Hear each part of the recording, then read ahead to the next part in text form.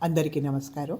నేను ఇటీవల ఒక మెసేజ్‌లో నేషనల్ బెస్ట్ సెల్లర్ అని ఒక జాబితా చూశాను. అందులో రెండవ స్థానంలో 'అమ్మ డైరీలో కొన్ని పేజీలు' అనే ఒక నవల రవి మంత్రి ఆయన రాసినటువంటి నవల. 1,00,000కి పైగా కేవలం సంవత్సరన్నర కాలం లోపలే 16వ ముద్రణ పొంది రికార్డు సృష్టించినాయి. ప్రచురణకర్తల యొక్క పుణ్యఫలమో, చదువరుల యొక్క ఆసక్తో కథలకి మళ్ళా తిరిగి నవలలకి ఆదరణ లభించిందన్న సంతోషం, ఏముంది ఇందులో అన్న ఆశ్చర్యం నన్ను ఆ పుస్తకం కొనేటట్టుగా చేసినాయి. పుస్తకం వచ్చింది, దాని ముఖ చిత్రమే చాలా అర్థవంతంగా ముద్రింపబడింది.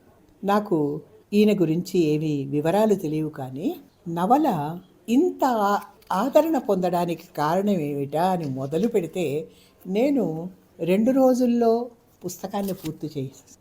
ఇటీవల కాలంలో నేను నవలలు చదవడమే చాలా తక్కువైపోయింది. అసలు పుస్తకాలు చదవడం కూడా చాలా తక్కువైపోయింది అనుకోండి.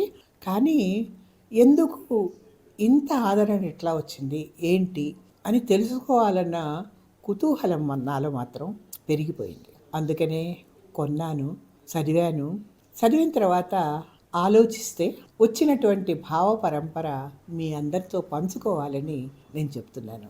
బాగుందా బాగాలేదా అనేదానికి రకరకాల అభిప్రాయాలు ఉంటాయి. గతం, వర్తమానం, భవిష్యత్ ఒక్కొక్కరి జీవితం ఒక్కొక్క రకంగా ఉంటుంది. జరిగినటువంటి విషయాల్ని తలుచుకుంటూ బాధపడి కుమిలిపోయి జీవితాలను నాశనం చేసుకునే వాళ్ళు ఉన్నారు.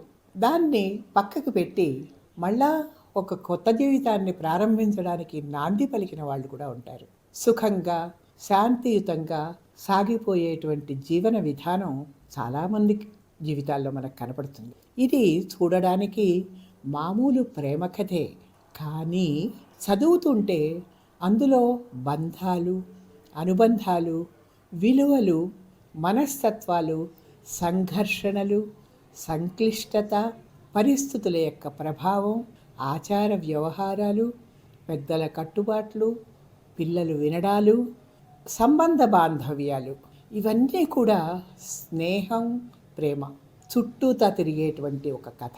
చాలా అందమైన కథ. అది 2 భాగాలుగా చెప్పబడింది. చదువుతున్న కొద్దీ కథనం చాలా ఆసక్తికరంగా ఉంది. పైగా యువతరం నచ్చి మెచ్చి ఎక్కువగా కొంటున్నారన్న వార్త కూడా నా చెవిన పడింది. అంటే యువతరం పుస్తక పఠనం మీద ఆసక్తి చూపించడం నిజంగా సంతోషదాయకం. పైగా ఇటువంటి నవలలు ఆదరణ పొందడం కూడా ఒక ఆదర్శవంతంగా సమాజం రూపొందడానికి దోహదం చేస్తుందనేటువంటి చిరు ఆశ నాకు కలిగింది. ఇందులో సంయోగం, వియోగం, విప్రలంభం, దైనందిన కార్యక్రమం అన్నీ ఉన్నాయి. మన చుట్టూ తిరిగేటువంటి పాత్రలే ఈ నవలలో కనపడతాయి. ఒక్కొక్క సందర్భంలో మన అనుభవాలేనా, మన స్నేహితుల అనుభవాలేనా అనిపించేటట్టుగా కూడా ఈ కథనం నడిచింది. ప్రత్యేకించి ఇందులో నన్ను ఆకర్షించింది రచనా శైలి. సరళంగా, స్పష్టంగా భావ ప్రకటన, భావ వ్యక్తీకరణ, భావుకత్వం, ఎంత చక్కటి సూక్తులు జీవితానికి పనికొచ్చేవి, మనసుకి హత్తుకునేవి, ఆకర్షించేవి అనేకం అనిపించినాయి. నేను ఒక పెన్సిల్ పట్టుకొని ఇందులో బాగున్న పంక్తుల కింద అండర్లైన్ చేద్దామని ప్రయత్నం చేశాను.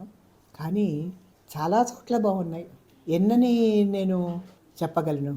అందుకనే ఈ పుస్తకం నన్ను ఆకర్షించింది, ఆకట్టుకుంది, అనుభవానికి వచ్చింది, నా ఆలోచనల్ని రేకెత్తించింది. చాలా చదవాల్సిన పుస్తకమే అనిపించింది. జీవితానుభవాన్ని రంగరించి రాసినటువంటి పుస్తకంగా, నవలగా నాకు చాలా హత్తుకుంది. చాలా సరళంగా, అందులో పాత్రలు చాలా తక్కువే, జరిగినటువంటి కథని చెప్పడంలో మాత్రం ఒక ప్రత్యేకత ఉంది. ఎక్కడ ఏ కథనానికి అడ్డు లేకుండా, అర్థం కానితనం, అర్థం లేనితనం లేకుండా నవల కొనసాగడం చాలా చాలా నచ్చింది. ఒక సందర్భంలో నేను చదువుతూ ఉండగా నాకు రంగనాయకమ్మ రాసిన కృష్ణవేణి నవల గుర్తుకొచ్చింది. అంటే దానికి దీనికి కథా విధానంలో పోలికలేమి పెద్దగా లేవు, కానీ అది ఎంత ఆ రోజుల్లో ఆకర్షించిందో యువతరాన్ని.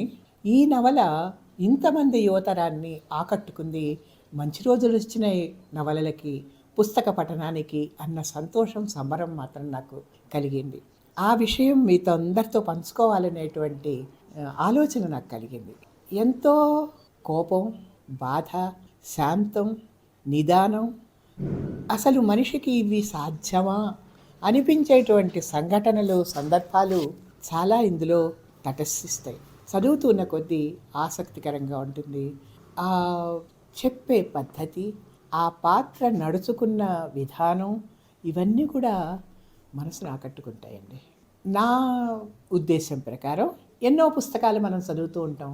ఎద్దనపూడి సులోచన రాణి దగ్గర నుంచి మిల్స్ అండ్ బూన్ దాకా ఎన్నో నవలలు మనం ప్రేమ కథలు చదివాం, వాసిరెడ్డి సీతాదేవి కథలు చదివాం, నవలలు చదివాం. అంటే అటు వాస్తవికత చూసాం, సామాజిక దృక్పథం చూసాం. ఒక వయసులో కౌమారం, యవ్వనం తొలి దశలో ఆకర్షణ, ప్రేమ ఏ విధంగా ఉంటాయి, అది మనసుని ఏ విధంగా ప్రభావితం చేస్తుంది, ఆలోచన ఏ విధంగా సాగుతుంది, దాని పరిణామాలేంటి, దానికి కట్టడులుంటాయా, ఇట్లాంటివన్నీ కూడా ఒక కుటుంబ నేపథ్యానికి అల్లి ఒక వ్యక్తి మనస్తత్వానికి అద్దం పడుతూ మంచి రచనా పద్ధతి, రచనా సంవిధానం సాగడం నిజంగా ఆసక్తికరంగా అనిపించింది. గొప్పగా కాదు కానీ ఆకర్షించే విధంగా మాత్రం ఈ నవల ఉన్నదనే చెప్పాలి. నాకు మా స్నేహితురాలు విజయలక్ష్మి అడిగింది, నాకు చదవడానికి వీలుగా లేదు, నువ్వు చదివి వినిపించగలవా అని. తన కోసం నేను చదివి వినిపించాలనే అనుకుంటున్నాను. మన గ్రూప్లో ఎవరికైనా ఆసక్తి ఉంటే గనక కొని చదవండి. నచ్చచ్చు, నచ్చకపోవచ్చు, ఎవరి అభిప్రాయం వాళ్ళది. మనం జీవితాన్ని అనుభవించి, ఆస్వాదించి, ఎన్నో కష్ట నష్టాల గూర్చి, ఎన్నో రకాలుగా ఇబ్బందులను ఎదుర్కొని మన సామర్థ్యం మేరకి తీర్చిదిద్దుకున్నాం, ఒక దశకి చేరుకున్నాం. అటువంటి ఆ అనుభవంతో కనుక దీన్ని కూడా పరీక్షిస్తే ఈ రచనా సంవిధానం ఆకట్టుకుంటుందనే చెప్పాలి.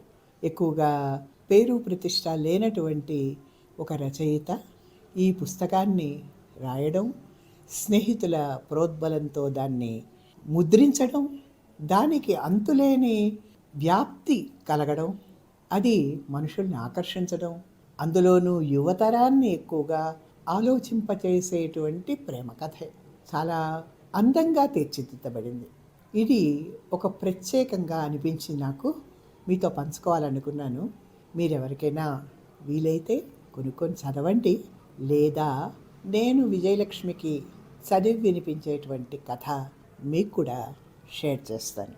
చెప్పండి మీ అభిప్రాయం.